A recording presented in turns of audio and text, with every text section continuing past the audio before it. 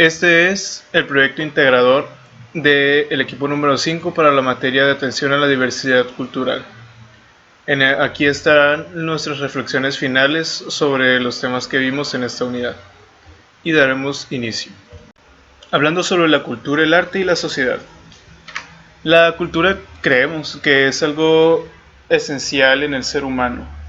Cada individuo tiene su forma de hacer las cosas y muchas veces estos individuos, al estar juntos en una comunidad, comienzan a tener este cierto tipo, esa forma de pensar colectiva, y es a partir de ahí que se genera una sociedad en la que una buena parte de los individuos que la habitan tienen la misma forma de pensar, la misma forma de hacer las cosas, o puede que no sea la misma como tal, pero tienen bastantes similitudes y estas pueden convivir entre sí. Esa sería la cultura y la sociedad. Ahora el arte. El arte, al ser una forma de expresión humana, funciona bien para que las habitantes de esas comunidades, de estas sociedades, se puedan expresar libremente de la forma en la que ellos quieran. En muchas partes del mundo el arte ha servido como una forma de expresión. Por ejemplo, en Europa, en la que hubo, por ejemplo, en el siglo XX, que hubo muchas revoluciones en cuanto al arte, muchas vanguardias nuevas que trataban de expresar muchas de las cosas que ya se habían expresado, pero de diferentes formas. Tratar de romper conceptos y tratar de decir algo diferente ante la sociedad. Ese, por ejemplo, sería un ejemplo de sobre la etnia, el lenguaje y la identidad. Creemos, y de hecho es así, que una etnia se genera gracias a que un grupo de personas o de individuos tienen en común el lenguaje y su cultura.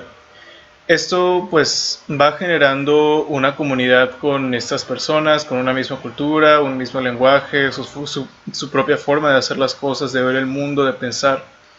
Y eso como consecuencia genera una identidad.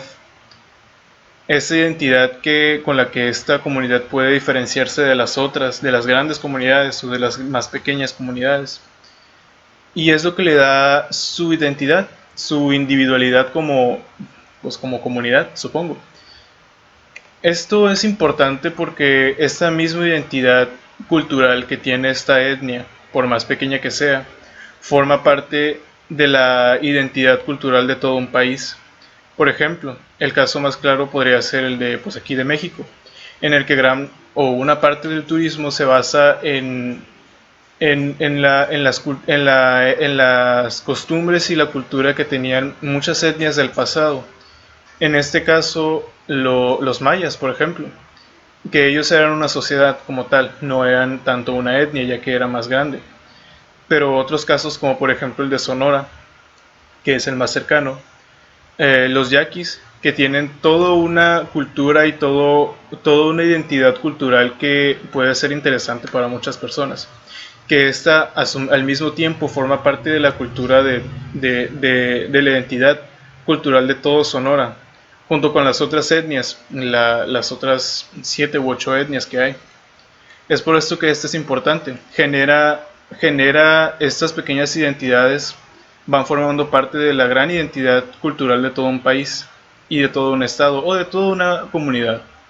Que eso a fin de cuentas pues es la identidad cultural que se necesita, que los habitantes de una sociedad pueden llegar a necesitar. La discriminación creo que es un problema de todos los días y aparece en todas las situaciones. Conviene recalcar que la vulnerabilidad social no solo se remite únicamente a la condición de la pobreza, es la ausencia de recursos o bienes materiales. Pienso yo que la vulnerabilidad es referirnos también a riesgos, los cuales se pueden clasificar en tres aspectos.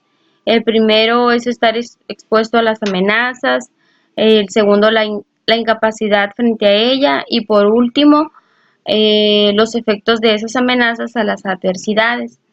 Creo que sería bueno pues tener una igualdad al trato, tener una buena educación, eh, tolerancia y respeto a las personas adultas, inclusión en todos los lugares para personas con capacidades diferentes, sobre todo pues en las escuelas. Eh, Creo que eso es muy importante porque todos los días somos discriminados, las mujeres en los trabajos, las personas pues que tienen diferentes capacidades, por ejemplo, los niños con autismo, muchos niños de ellos no los quieren incluir en una escuela normal. Entonces creo que es un tema muy importante. El otro es la globalización, es un proceso histórico de integración mundial en los ámbitos económico, político, tecnológico, social y cultural, que ha convertido al mundo en un lugar cada vez más interconectado. En ese sentido, se dice que este proceso ha hecho al mundo una aldea global.